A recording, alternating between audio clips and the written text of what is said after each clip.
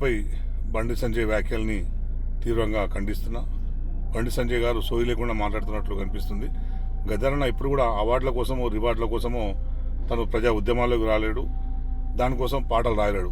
ఆ విషయాన్ని బండి సంజయ్ గుర్తిస్తే బాగుంటుంది.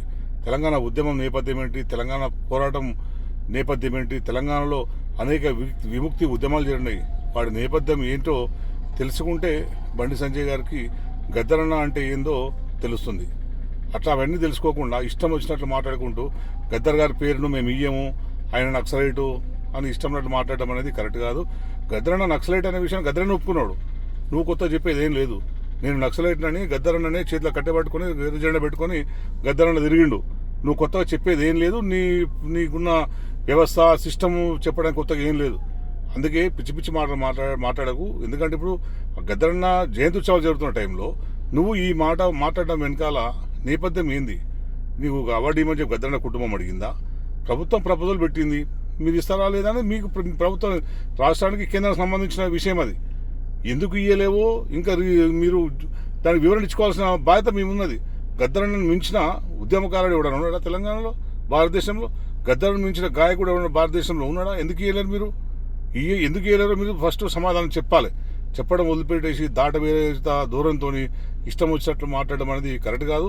ఇంకో విషయం గుర్తుపెట్టుకో, ఇప్పుడు గవర్నర్గా ఉన్న దత్తాత్రేయ గారు, ఇంద్రసేనారెడ్డి గారు, ఇప్పుడు కేంద్ర మంత్రిగా ఉన్న కిషన్ రెడ్డి గారు, ఎమ్మెల్సీగా ఉన్న రామచంద్రరావు గారు, అట్లాగే అనేక మంది మీ బీజేపీ నాయకులు గద్దర్ గారితో డయాస్ పంచుకున్నారు.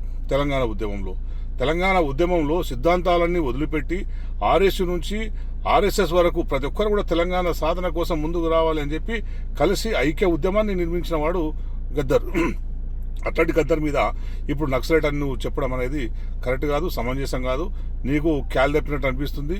ఇప్పటికే మతి తప్పి పిచ్చి పిచ్చిగా ఏదేదో మాట్లాడుతున్నావు. ఇది కరెక్ట్ కాదని నేను బండి సంజయ్ గారికి చెప్పుకుంటూ, ఇది నువ్వు ఈ వ్యాఖ్యలకు నిరసనగా మేమందరం కూడా నీకు తప్పకుండా దీనికి బుద్ధి చెప్తాం. ఎందుకంటే ఇది నీ మాటలా మీ పార్టీ స్టాండా నువ్వు చెప్పాలి. ఎందుకంటే మీ ప్రధానమంత్రి గారు గద్దర్ గారు చనిపోయినప్పుడు ఒక లెటర్ పంపించారు, కండోలెన్స్ లెటర్ పంపించారు. గద్దర్ నాకు నివాళులు అర్పిస్తూ లెటర్ పంపించారు. గద్దర్ గారి సేవల్ని కొనియాడుతూ లెటర్ పంపించారు విమలకకు. దాంట్లో ఏం చెప్పిండు? గద్దర్ గారి పాట అనగారిన ప్రజలకు తోడ్పాటు అందించింది, ఆసరా అందించింది, అనేక మంది ప్రజల్ని చైతన్యం చేసింది.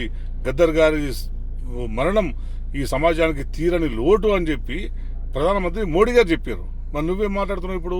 గద్దర్ ఒక నక్సలైటు, ఆయన వల్ల ఇదంతా చాలా మంది చనిపోయినారు, అది సోయిలేని మాట్లాడి సమాజం